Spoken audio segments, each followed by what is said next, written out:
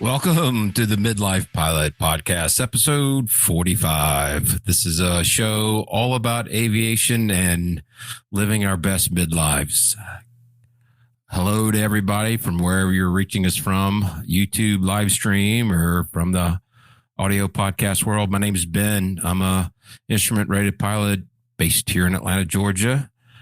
And tonight with me, as always, is our co-host, Brian, from the deep in the heart of Music Row. Hello, Brian. Hey, Mr. Sage, Mr. Ben, how are you? I'm good. Haven't heard the Sage name in a while. I'm not sure how I feel about that. Also joining us from the West Coast, our sport pilot extraordinaire, Ted Flysport. Hey, Ted, what's up? Hey, doing well. How are you? We're good. Got nice fall weather here in Atlanta. I have had my license for 5 years, and I've never taken my mother-in-law flying, and I'm going to fix that tomorrow. Oh, really? So we're going to fly up into the mountains and see how the leaves are looking. From Brian's report earlier, it seems like they're kind of right in the peak of the season. It's starting. Yeah. Well, we flew to Hillsville, Galax, Virginia, KHLX. This past week, fall break, me and my wife flew to see my folks who just moved to their cabin up there full time. And it was cool because it kind of occurred to us that we had never seen, it happened to be the timing that we were going over the mountains, that it was really the first stages of fall. And you could see on the ridges where the wind would usually probably blow, that there would be bands of just tinges of red all around these mountains. Everything else was still staying, had not turned at all yet. But you really got a sense of what turned first. And you could see when things were, the areas that are windswept, that are slightly ahead of schedule, ever so slightly. It was a really strange thing to kind of notice. It's one of the millions of things when you start flying all the time that you start to realize like, oh yeah, because otherwise you're just like, I'm going to wait till it's pretty and then I'm going to drive through there or whatever. But in this way, it was pretty neat to see.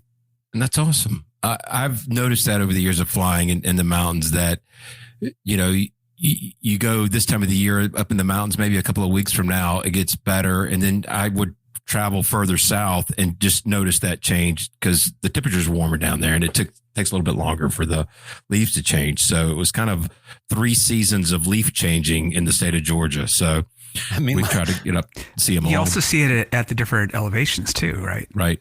Yeah. Meanwhile, Ted's like, what is this world of deciduous non-pine? Well, my backyard is full of them, but generally speaking, we have evergreens around here. The picture, which is great podcast material, but the background picture was from a weekend flight. I went about 5.5 hours up and around the Olympic Peninsula. There's no other choice but to make the loop all the way around it. So, whatever the vampire movie is, anyway, they've shut up that way, but landed at like 7 different airports, hadn't been in any of them before, just had a great time.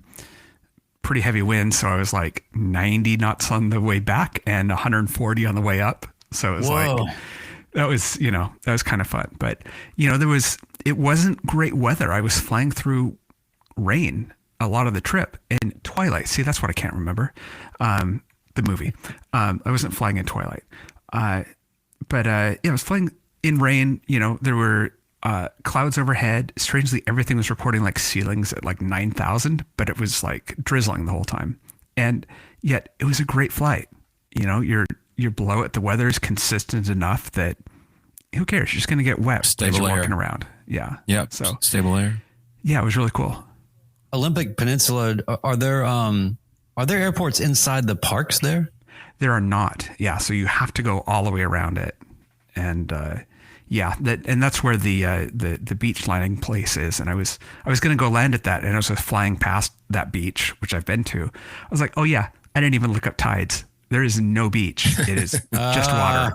It's like, well, yeah, not doing that. But well, speaking of not looking up things, when we did fly to KHLX, and it's funny because I just had my BFR, And so, she went over a bunch of things with me. I talked about, we did, impossible turns. We did power outs from the upwind, from the crosswind, all these different sort of emergency descents, all these various things. But there was also a lot of knowledge in that whole conversation that we had. And, she was kind of, and I suppose I'm probably a little guilty for this and maybe not the only one, but oftentimes, especially if it's somewhere where it's not terribly far away or within a couple of hours, it's not like some crazy far away place to me. I don't necessarily all the time open up the chart supplement and read all the little details about, some of the airports that I go to. Most of the time I do, especially if it's like something kind of significant, but a lot of times it's like, just going to go bum around, and I check NOTAMs and, I look at comments and I look at a lot of stuff from the sort of the readily available for flight view, but I do admit that I probably should be digging into the chart supplement a little bit more deeply. And I'm sure when I get into my instrument, more deeply that's going to be pretty, more ingrained. But the thing is that, she used the example. She said, cause we went to we did an emergency descent to this airport, Litchfield, which is north of Bowling Green. And, it had quite a slope. And granted, I didn't even really know that we were going there, so she wasn't holding me to test for it. But she was just saying, now, if you're going to an airport like this, you should probably know that the grade is like this, before you get to it, right? And then you got to make decisions about, based on the winds. You're going to go uphill with the, into the wind. You're going to go downhill with the tailwind. Like, what are you going to do? And all that. So, we went through a lot of that stuff, and then when we arrived at KHLX this past week, sure enough, I'm on final and I'm like, wow, this is weird looking. And was very much on a downwardly sloping runway. And so when we landed, Katie she said, well, that was what'd she say? Like that was a good landing. Kind of like, and it was because I had planted it. There's something when the runway feels like it's kind of going away from you, you're not going to do at least for me, I'm not going to try to finesse a greaser in that scenario. I kind of want to just get the thing on the ground. It wasn't a hard landing, but she just noticed that I did not. A little stiffer than normal. Yeah. A little more pronounced, deliberate. Yeah. I like to call it. It's funny.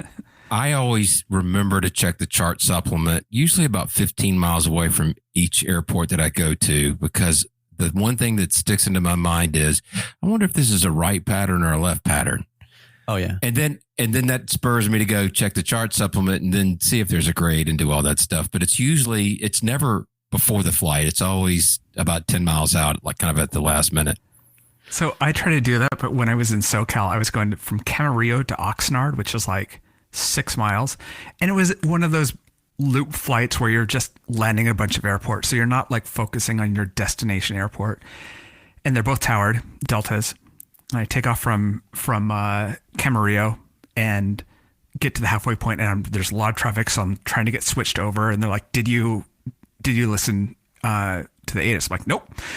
Like, okay, come on in. It's like, everything's so fast. I don't have time. And I land and they're like, so you're doing touch and go. I'm like, no, I'm just doing a full stop. I go to pull off and it's like a 6,000 foot runway. All the taxiways are closed except at the far end. And if I would have listened to ATIS, I would have known that. So they had to tell people behind me to go around. I had a long way to taxi back. And I'm like, hi, it's me. I'm the problem. Yeah, I'm the problem. Well, let's do a few housekeeping items here. And first I want to give a quick shout out to everybody in the chat. Wendell Geek, Joel, Jeremy, Dan, got Biff and Todd, Jeremy. I think I saw Juliet Echo Foxtrot in there as well. Glad y'all are all with us. Make sure you hit the like and subscribe button. If you're watching us on YouTube, audio podcast is available on Spotify, iTunes, or wherever you get your podcasts. I'd also like to give a shout out to our new supporters since last episode. We have Michael D, Greg G, Evan Schaefer. They've joined Mike Duhamel, Michael S, Mr. Wendell Geek, not Greek. Alyssa M, Steve Cross, Michael Young, Michael G, who's also known as Arrow Grizzly. So thank you all for your support. I think we have like 9 supporters and half of them are Michaels. Yeah. Michaels like us a lot. Well, and it's cool because that's something we just started. We kind of had it lingering in the background, but never really talked about it for a long time. And since we have more people involved now and there's a little bit more effort going into things in a different way, and there are costs involved, it's been really cool to see people stepping up. And the thing is you can do 99 cents a month, but some people do more than that. And it's been really humbling and nice to see. But we try to keep delivering. I hope everybody enjoyed the episode last week, which was the kind of free form happy hour show that ended up being basically a hang with Brian Turner. And that was a really good, kind of a surprise to me, at least. I didn't even know he was going to be here. And all of a sudden there he was. So that was a lot of fun. I hope people checked that out. And the only other thing I wanted to say is just that, when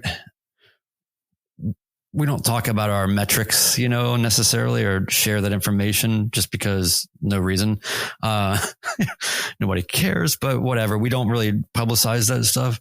But I will say, the podcast has always been on a sort of a steady growth thing over the last couple of years. But now that we've kicked into another gear and doing it weekly, we are seeing, exponential, growth. And so that's been really cool to see. So thanks for the support and thanks for the absolutely sharing it out. And thanks for you guys coming on and saving the day. When Chris just left us just high and dry, he just abandoned us. Yeah. So, and know that those contributions go to help. We do have some expenses that we incur to put the podcast on. And so, we're thankful for that and, keep them coming and share this with your friends. We midlifers, we're not scared to talk to our fellow midlifers and just let them know what's going on.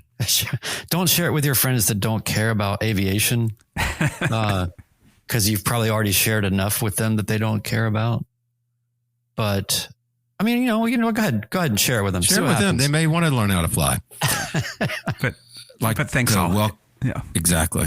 Robert L., welcome to the podcast. We're glad you're listening to us. So why don't we get started with a little training topics? Ted, I see you have in our notes. You've got a video to share with us. We're not going to show the video, but there's a literal climb out video. We'll share this in the doobly-doo for people who are listening on the podcast and everything else. But in the what? The doobly-doo. The doobly-doo. Come on. What's that? That's below the show. It's the notes. The doobly-doo. Everybody knows that. Yeah. I've never, you ever have moments in your life where you're like, I've never heard that word or term in my entire life. How did I make it this far? And I've never heard that. I've never heard that expression. Or is that it is about a 1% thing. It is a very, but it's the word that describes in the show notes very well. I like the word. Yes. Yeah. And I'm only acting like I've overheard it. I've heard it one other time. So I know how to fake it better than you do. Mike Rugnetta, PBS Idea Channel is the person who says that the most. But so anyway, CFI Sam, Northwest Aeronaut. There's many CFI Sams, just like there's everybody who's a supporter is named Mike. It seems all CFIs are Sam. In this case, Northwest Aeronaut Sam has a video up that's, lots of thrust on takeoff. And you're like, okay, cool. Another CFI video, except for it's real.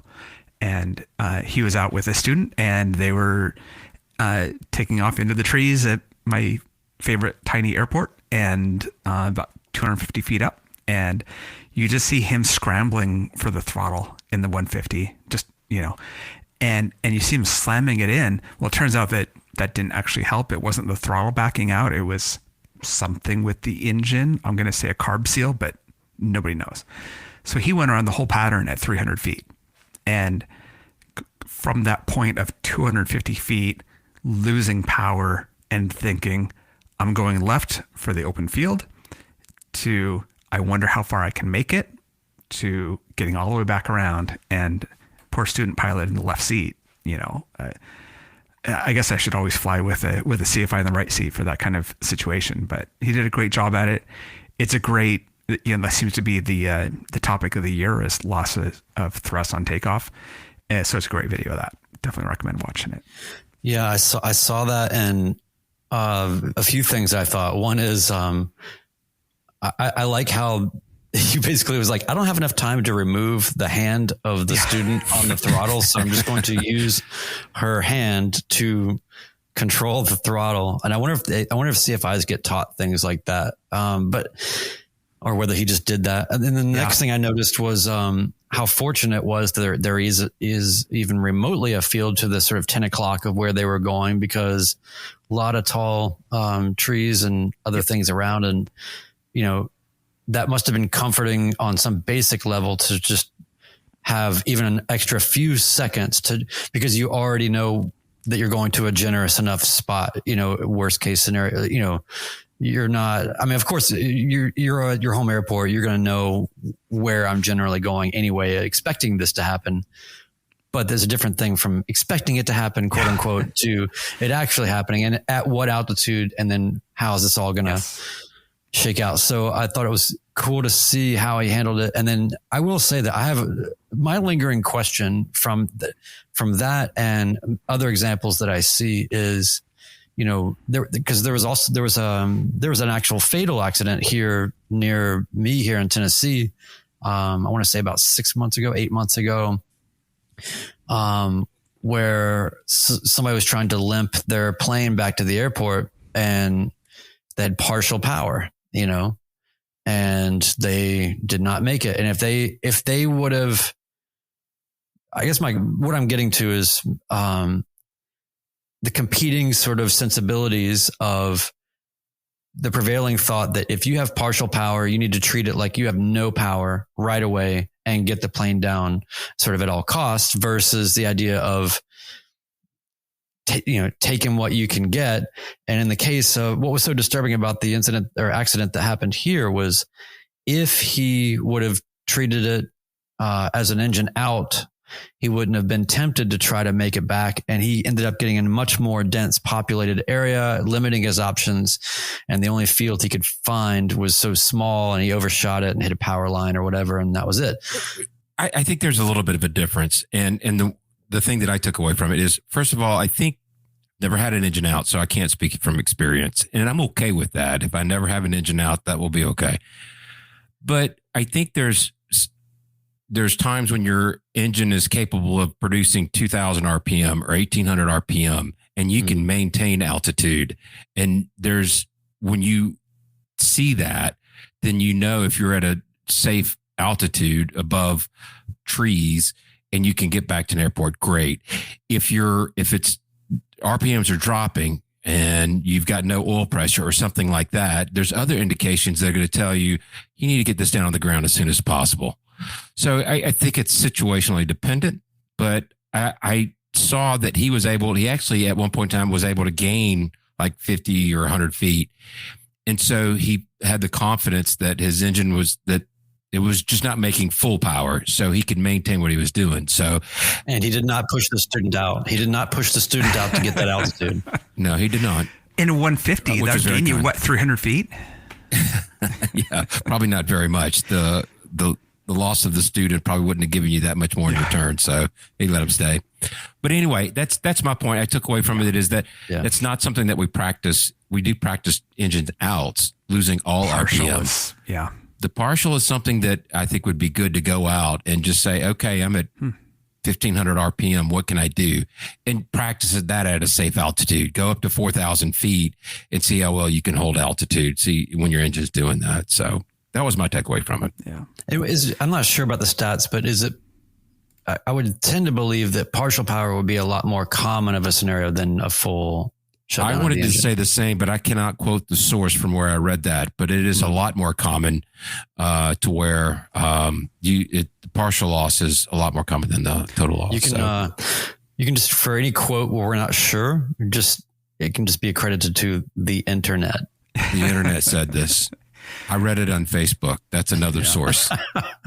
So the other training topic that happened the last week was inside our community, inside our Discord, we had an IFR debrief from someone who did their check ride. And that was Mike, aka ncflyer, because we have lots of mics. So ncflyer. And lots of stuff about a specific DPE, lots of IFR specific stuff. But I pulled out a specific clip that is a rant that I love to make. And so I since I pull the clips, I get to choose and find clips of people that agree with me. He started off and he asked for my knowledge test. So I showed him that, and he was kind of fumbling around. It's like, I'm going to have to look up what these codes mean. And I had printed out a copy of the ACS where I'd gone through and highlighted everything. So I pulled that out of my binder and handed it to him. And he was like, he seemed really, really happy with that he didn't have to go search for these codes. And he never asked me a single question about anything I missed on the knowledge test. So that's always my rant to private pilot students, which is, when you take your written, immediately write down those codes that you missed, which of course you've got written down already. Look them up, write down what you remembered the question, how you got it wrong. You're going to be bringing this, your CFI is going to want to know about it, your mock check ride, your DPE. And in his case, he looked at the notes and said, I won't ask you about any of those. So I'll share mine. I dug back into my archives and found the list of the codes of what I'd gotten wrong. And, carbon monoxide symptoms and minimum safe altitude and things like that. And so I wrote down what it was, and I always carried that sheet with me. And it's kind of the start of your check ride binder. And so that's my recommendation, is write that down. It's the sort of thing as a student that you're going to be talking about at least a few times. I think what's really, it goes to show that just about anything in a check ride, if you are ahead of it, taking ownership and making corrections, right? It's the theme that runs through everything. It's if you're making them dig, you're making them kind of look for things to probe. But the more you're driving, the more they're a passenger, and that's how you kind of want it to be. And I think that even further, I would just say that, I think that that's kind of a pilot mentality type of thing, and how you should kind of approach everything, with your acknowledged weaknesses after the check ride. We have a lot of people in the Discord that, have come up with various regiments for themselves about, I don't let myself go this long without doing pattern work, or, whatever it might be. And I think that just speaks to a larger thematic thing about sort of owning your being a pilot in a way that is looking at your weaknesses and acknowledging them and not hiding things or from yourself or others, and just ownership. Yeah. We could have a sub podcast that a daily podcast of here's all the ways we've messed up in flying. And that's another show that would go on forever. Yes. And we are all members of the Binder Club. Yes. Todd, do the binder. Yes. I have started my binder on commercial. I was never a binder guy, and you guys talked me into doing it. So I'll be ready for it. I didn't know about the binder. Yeah. Well, I'm so proud of mine that it's like an artifact that I don't want to, it serves me no use really now. But I went to town, man. And, a couple of things really saved me. Having the TCDS in here saved me. And having pulled there was a couple of things that it seemed like overkill for the binder, but it just made it to where I didn't have to look up really anything, because it was all right here, Yeah. It was, So anyway, binders for life. I'm with you on that. Well, should we move along to our show topic, the cruise topic? Let's do it. Yeah. Brian. All about STCs is what this is called, huh? We're gonna spread our STCs. I think the last time I got anything about this formally was maybe in 9th grade health class, but I'm interested to see right. What you make of this now. Yes. I'm going to pretend I have no idea what you're talking about. So just a quick sidebar. The company I work for sells short-term disability, which is commonly referred to as STD. And I would inevitably be presenting in front of a group of nurses. I'm here to talk to you about STD. And it usually gets a good laugh. You're in the wrong room. Exactly. Supplemental type certificates. For those who don't know, a supplemental type certificate is where you have an airplane that is certified. It is built by a manufacturer that went through an approval process for that plane to become airworthy. That would be Cessna, Piper, Beechcraft, etc. There's hundreds of them out there, and you're not allowed to modify it without approval from the FAA. And that can be from adding a single part to your airplane to doing a complete overhaul, like our plane came with when we got it. And Ted and I were talking earlier, it's sometimes your mission changes when you have an airplane. You have young kids. We have some folks in our Discord server that have young kids, and those kids are going to get bigger, and you need to be able to carry more weight. So instead of buying a bigger airplane, you can have your plane modified. So with our airplane, there's a company called Airplanes, Plains, and it's called a Max Performance STC. It was filed with the FAA and approved on specific models of Cessna 172s and 182s. And what included with that, it comes with a new, bigger IO520 engine as opposed to the IO470 that comes in the airplane. It comes with a 3-bladed prop, and they do some modifications to the wing to give you a short takeoff and landing performance. We have a cambered leading edge on the wing, which provides better lift at slower speeds. We've got wingtip cuffs. They droop down on the edges, gives you better aileron control at slower speeds. And it's got stall fences on there, which keeps it. It is so hard to stall my airplane. I have been in it with an instructor at 4,000 feet with what felt like the nose pointing up to the moon. The GPS was indicating about 25 knots over the ground, and we would not stall.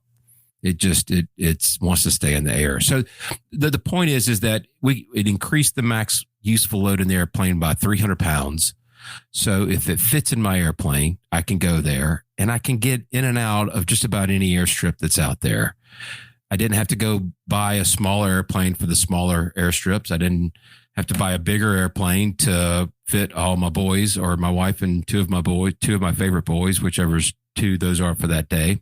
We know which one you're talking about. Yeah. Yeah, we know. But it does change on a daily basis. But that was a big STC. I mean, yeah, that's a major STC. It's basically an overhaul of your airplane. Yeah. There are other ones out there where you can, put cuffs on your struts. Knots to you has a lot of different parts where you're just doing one little piece of the plane to try to pick up a few knots. I mean, they get very small to what the STC includes. It's actually kind of interesting that it, it's like, why does Whelen LED have STCs for installing their lights? That shouldn't be required. It turns out it probably isn't, but the STC process is a design approval. And once you've done it, then you own that STC as a manufacturer. And right. So it's like a patent, which is nobody else can put LED lights on using your STC. They've got to go through the entire process themselves. So it's kind of unfortunate that you've got all the way from that kind of end of the petty small things all the way up to major engine work and everything else. And Wendell Geek points out, putting a new GPS, there's an STC. Putting in a new radio, there's an STC. Yeah. For the bigger projects like mine, you actually will get a supplemental POH that comes with it because you're changing so much of the flight characteristics of the airplane. And we kind of have to marry that with the original POH of the plane because some things will apply and some things won't. Brian, you're about to say something? Well, I was just curious as to what your thoughts were on the, I guess, sort of success or viability of the modality of the STC in terms of like, of course, if you're going to throw a different engine in it and a different prop and do all this crazy aerodynamic things and really change the way that the plane flies and handles and everything, almost make it a new plane, that kind of thing makes total sense to me. But as a new airplane owner myself, when I think about, and like Mark mentioned, new GPS or a new radio, to the idea that, it's funny because like for me, I'm an audio guy, right? So when it comes to like racked audio, it's like if it fits in a 2-space rack, it fits in a 2-space rack. Like it's not going to be, the weight, account for the weight and move on. Like I don't know why, so those kind of things make me wonder how. And I'm sure that more experienced people than myself have an insight to this, but it feels like it's a little blanket and a little exploitative. And ultimately, I suppose it's just designed to absolve as much liability as humanly possible. Yeah. Well, Joel in the comments said that he's got 17 STCs and 2 field approvals on his plane. And that is a good argument for experimental and things like that, where it's like, I can prove that it works. The other thing is Mike Bush really likes to argue that they're not necessary in a lot of cases, that things that are done as an STC could probably be done as a major or even a minor change to your airplane. The difference between major and minor is kind of whether messing it up would affect the flyability of your plane. But his argument is that a lot of these things you shouldn't be scared of, and your mechanics should be marking them as a minor change to the plane. Is there a specific example of what that might be? Well, I mean, take the example of a GPS. Or changing wheel pants if there wasn't an STC required for it, right? What's the difference between putting on a new front wheel pant from a different manufacturer, and parts replacement is also different than making modifications, where STCs are about mods. Also, can I just insert something here? Disclaimer. We are idiot pilots trying to sort this stuff out and should never be considered the primary source of any information that has to do with safety or absolutely anything. Don't even try to buy stock in our humor. Like it's not, we have no credibility and we shouldn't even be talking. No, I'm just kidding. But it's good to talk about, but I do just want to sort of reflect that we have, we're just talking here about things we talk about. That's right. This is what we do in the hangar. We talk about these things, and it's really meant to get the discussion going if somebody wants to ask. My friend Nathan Ballard, who just joined us a little while ago, mentioned the Gammy's G100 avgas STC. It's going to be really impactful. I'm ready to see that take a hold. I'm ready to see some gas prices come down and actually maybe help the environment in the process. So you're right. That is a huge one. Yeah. Even if it's the same price, it's still a big win. Yeah. Not having fouled plugs would be nice. Yeah. Imagine that.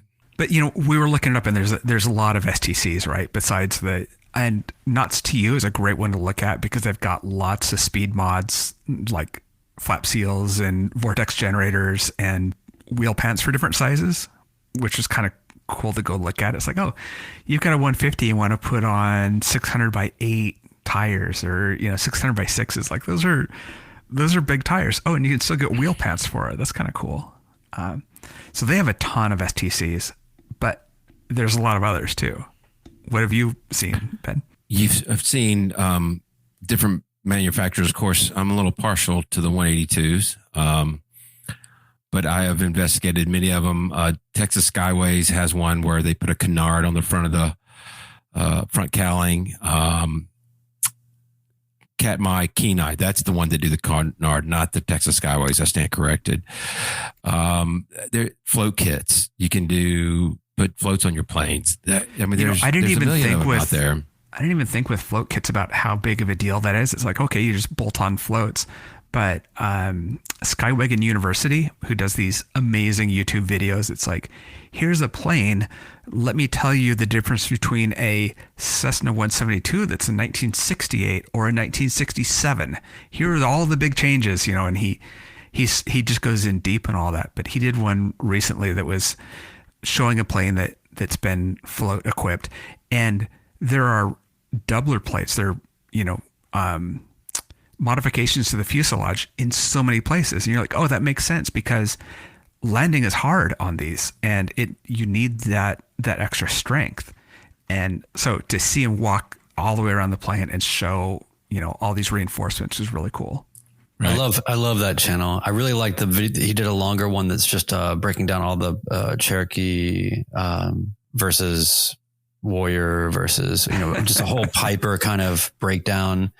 And it gets into, I love the detail it gets, it's like, okay, if the stabilator has indented, versus, like sort of convex versus concave, then that's an indicator of this and that and the other. Like I learned so much from just that one video when I was getting into Cherokee world. Yeah. His videos are great. And he's at a really cool airport in NorCal too. So, yeah. So one of the STCs that I saw is called the 150 kit, which is 150 horse in a Cessna 150. So it's the upgrade to put an 0320 in your Cessna 150. Thought that was pretty cool. Like that seems like a reasonable upgrade over the 0200. Brian, that's like putting a Chevy big block in your in my Celica. Celica. It's only a 320. That's but it's in a 150. True. Yeah. And what's the point? I guess you go a little faster, but it's a 150. So so in the summer you can climb at more than 200 feet per minute. There you go. I guess that might be it. But I guess also your fuel burn, you don't have big tanks, so you're going to be getting fuel like every 41 minutes or whatever. but I mean, it's like when I did my tail wheel on a 140 and it was in the summer and climbing out at 100 feet per minute, 150 feet per minute. Oh man. And he obviously he babies the plane a lot too. The instructor owns the plane, and anytime I would kind of dig into a climb at all, we have to be kind of gentle with it. And, so I felt like we were nose down while we were trying to climb. So it was so flat of a profile, but I think that, whatever it is, maybe 90 horsepower, I don't know what it is, but, boy, that's, it was great though. When I got back in Lucy, flying a Cherokee 180 felt like I was in Ben's plane. Point the nose up at the sky, right? Yeah, that's a cheaper upgrade. Is just go fly a completely like a half as powerful plane as what you normally fly, and then just get back in yours. You're like, I don't need anything. That's exactly right. Yeah. So I need to stay out of the turboprops, is what you're telling me. You need to go. Yeah, if you I need to go fly a turboprop and then get back in mine, and I'll feel really bad. Oh man, no, you do the opposite. Go fly a 150 for a while or whatever, and then you'll feel like you need to get like a 5-point racing harness for your flying. So I saw the Whip Air when I was looking at because they make all the float kits, or they're one of the many manufacturers of float kits is Whip Air, and they make this thing called the Boss 182. And I was like, what is that? That's putting an IO 580 into a Skyline, into your 182. So 340 horsepower into a 340. What does that look like? It has got the Boss written on the cowling whenever they make this modification. And it just looks like my airplane has been injecting steroids for years. Yeah. I mean, it looks like it just wants to. Now, it was on floats, so it needed to have a lot more power to get up those skis off. But it was pretty impressive looking. It was very stout, would be the way I would describe it. Yeah. The 172 I trained in had a STC for the 180 horsepower. Mm-hmm. Flying club plane I fly has the same one. Yeah. You were talking about the oil door relocation on that, Brian? Yeah. Oh, yeah. Yeah. It's just funny because it's not where you think it is. And then you can see the remnant of where the other one was. They just, I guess, put kind of loosened it, kind of sheet metal to sort of fill it and kind of painted it to match or whatever they did. But yeah, it's a different, the oil has to go in a different spot. But to me, that was a really I don't know, maybe I'm crazy, or biased, but I feel like the 180 horsepower plane is the sweet spot for most things. Like it's going to get you through most things that you need to do. It's sort of like the Camry kind of V6 or whatever, or even just like a 4-cylinder workhorse type of thing. It just, to me, that's the kind of sweet spot. So in a 172, like having a 180 was amazing. Yeah. Not overdone. Yeah. Yeah. Yeah. Like Ben's, where it's like, okay, you're just showing off now. And Ben, your fuel burn is what, like 32 gallons an hour? It is, we're averaging about 15 and a half, 16 gallons an hour. But we're not getting it. What the sad part about that is we're truing out at about 145 knots at 16 gallons an hour. And there's Moonies out there that are getting 30% more speed at half the fuel burn. So, but as I always say, if it fits in my airplane, I can go. It can carry just about everything. So yeah, yours is like it's like, like the older cars that they just didn't even need to have an overdrive gear because no highways were over 55 miles an hour. And then you try to drive like a 4-speed anything now on the highway and you're doing like 6,500 RPM, It's a 1968 Ford F100. Yes, what it is. It is. It's not going to go above 55, but it is going to be there for you forever. So that's right. It'll pull a tree out of your yard. That's right. Yeah. Too funny. Well, cool. Do we want to embarrass me with the next segment? Yeah, a bag let's of words? do it. I always want to embarrass you. Yeah. Let's just play it and then we can talk about it. Yeah. Let's move on to the bag of words. I'll say my wife and I were visiting my dad in Thomaston. We're flying back to McCollum and we're getting ready to go over the top of Hartsfield. And that is where I'll leave it. All right, here we go. Air 14911, radar contact, 4 miles northwest Upton County. Cleared to McCollum Airport via radar vector. Fly heading 330, fly maintain 4,000. This is checks, cleared to McCollum via radar vectors and is filed. Climbing up, turning to 330 heading and going up to 4,000 for 42911. November 911, readback correct. Contact Atlanta approach 119.8. 19.8 for 911. Have a good rest of your day. 911. Hey, buddy. I mean, that's not too crazy, but I do appreciate that you're. It was definitely a bag of words moment like Josh had with his. I was just pulling words out of a bag and I felt like I needed to say my call sign like 3 or 4 times in one transmission, just in case he forgot who I was.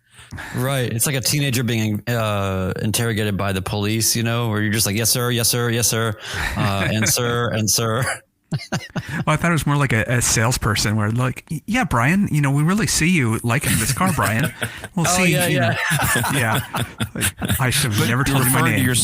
You're referring to yourself in the third person a bunch instead of doing the sales thing about saying their name several times. You're saying your own. Yeah. So that's how Shaquille O'Neal would have done a radio call. Yeah. So in that call though, you had to read back what, I'm not an IFR person yet, but you had to read back what you were cleared to, what your heading was, what your altitude was. And you were also just confirming that his idea of where you were was correct. So that's right. Yeah.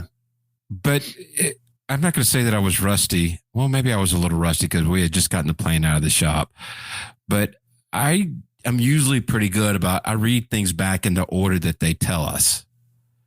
I don't like to mix it up because that's going to make me forget something. And then I kind of realized halfway through that I didn't read it back in the order. So I kind of had to stop and go back and start pulling words out of the bag again. And did I say my call sign twice? Maybe I need to say it 3 times. So you know what I mean? It's just one of those things. And actually I've talked to that controller quite a few times and I'm sure he probably got a good laugh out of that one. Wendell Geek said IFR clearances are the origins of a metric ton of BOWs, bags of words, and bag of words is, yeah. And we should let people know that you can continue to watch us beat ourselves up. I haven't submitted one yet, but, hey, look, I'm hard pressed finding anything. No, I'm just kidding. I've got something somewhere for sure. You were born to talk on the radio in the aviation. Everything I've ever heard you ever do is like you're on the radio, like you're on the FM radio that we listen to in our cars. You're just smooth. Oh, polished. You've got it down. I feel like it can get out of hand, I think my thing is that I think my thing is I need to slow down sometimes, and I feel like I'm trying so hard to not be in the way that I in turn incidentally kind of make myself more in the way by just I don't know. I'm just trying to be like, thank you for even acknowledging my presence. I just want to pretend like I don't exist. Thank you very much. That's where everything is kind of happening, but I appreciate that. I mean, it did not start that way, you know? And I definitely have moments. I wish I was recording when we were flying last week because, you know, Katie's getting a little smart now. And so she's starting to be like, hey, is that what they said? Or, you know, like she's starting to kind of like, it used to just be like, I was cool. I'm the cool guy flying the plane. Don't worry about anything. And now it's like, yeah, I'm not sure you're doing that right. You know? And, she knows too much. She knows too much. And the thing that I did, oh yeah. So I was just getting handed off from one center to the next. And I put in the frequency in the standby, and then I got distracted for a second and then went back, but I never toggled it, or I did and the button didn't take and I just didn't confirm. And I called back and said, okay, you know, Indy Center, Cherokee 5016 Lima, 5,000 or whatever. And they were like, and I was like, I'm sorry, say again, 16 Lima. And they're like, you're still on, like, you're like, basically you never changed frequencies, idiot. But I even had to get him to say it again because I didn't understand. And she was like, I was wondering, I saw you do that. I'm like, why didn't you say something? You know? So here's how you fix that. Do you have a push to talk switch on the co-pilot side? Yeah, get her to do it. Get her to start making radio calls. I've tried. It's one thing at a time, Ben. And okay. And by the way, we can just give a little sneak preview here about what our next week episode is going to be about, which I think everybody's going to I think it's going to be the best aviation event of all time. It's building it up a little much. I don't think so. You know why? Because the better parts of us are going to be represented than ourselves, which is my wife and your wife and possibly Ted's partner, if you guys can work out the schedule. But we received some feedback about flying with the spouse and how to do that best and how to encourage it and how to support it and how to deal with all the things and all of that. And we thought, what better way to do it than to actually have them speak? This could be just the last podcast we ever do. We may not survive. Yeah. There have been a couple of comments in the Discord server, and we got some email feedback as well. And again, I encourage everybody, those that are listening to us via the audio version, midlifepilotpodcast@gmail.com. Send us your feedback. We'd love to hear from you. But we'd had a couple of people, and then there's a relatively new listener who is in the chat. Dan is with us. There's some reluctance of their wives to get in the plane with them. And I wanted Terry, my wife, to get on because she actually went up with me for part of my training and probably at very inopportune times when we were doing steep turns and things like that. And I wanted her to talk about that. I'm not going to take away her thunder, but you know, how she got more and more comfortable flying with me over a period of time. And I thought that might be very helpful for those that are just starting to fly and getting their spouses to join them, because it really opens up a lot more doors when your better half can join you. Yeah. Well, I think Katie will be a nice counterpoint to all of that because she knows too much. She's watched way too many air safety, whatever, accident investigation videos. She just knows too many things now. And I'm not going to spoil what she's going to say next week, but I can guarantee you that one thing that she's going to say is, I saw how the sausage got made. And she will say, I knew you when you were not a pilot. So give me a minute, you know? But anyway, I'm super excited about that. Terry will tell you she watches none of that. She has absolutely no interest. And I think the scariest approach I've ever had in my life, she was too busy reading a magazine and smacking on her gum, which was perfectly fine with me. But she didn't know how worried she needed to be, but not really. Well, One Dull Geek's noting that that Katie likes to rate my landings, and she's ruthless, right? She'll say like, "Oh, that was a 4 or whatever." Even I mean, it wasn't a 4; it was like an 8 or a 9. But anyway, and in Katie adjusted terms, it was a 4.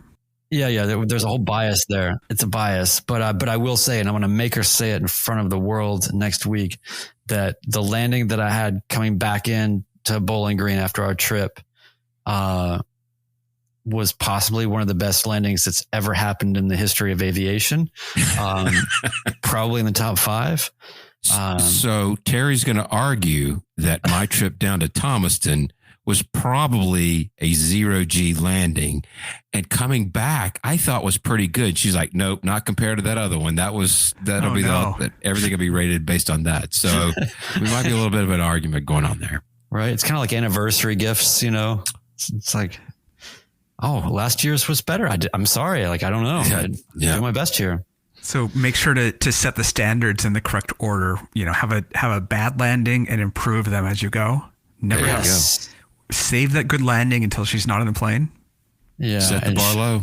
And Katie will also mention how much she loves flying over mountains when I had a wing get lifted up. But anyway, we'll talk more about it.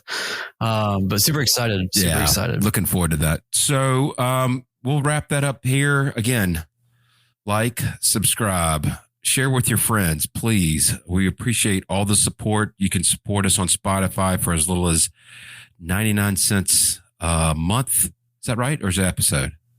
It's 99 cents a month. A month. I mean, yeah. So so to be clear, per episode, that is less than 25 cents. That's right. Per episode. And, you know, we're not trying to get all Sally Struthers about it, but it does help. It does. We've got expenses to pay, and we really do appreciate everybody's support. It really means a lot. Oh, and just one more thing. Sorry. Please. Ted does such an amazing job of show notes.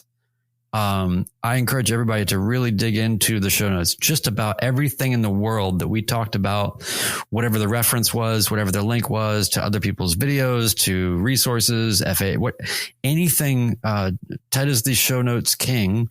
And I hope that people are taking advantage of that, because it really is a starter point for a lot of further looking into things, especially when we're talking about things when we don't really know what we're talking about. That'll take you to the actual vetted sources of information. It goes along with my title of timestamp. I do love well-written show notes. And Brian, do you remember the term that you've learned today? Doobly-doo? There we go. It's the doobly-doo. You got it. Doobly-doo. Ted's nickname is going to go from timestamp to Doobly-Doo King. Exactly. Wow, that sounds strange. Yeah. Yeah, it does kind of sound strange. Oblada. There you go. Yeah. Well, thanks everybody in the live stream, in the chat, for joining us. We've been reading your comments. We really appreciate all the support, and we will see you next Tuesday. It's going to be a big one. Sounds great. Good night, everybody. See you guys.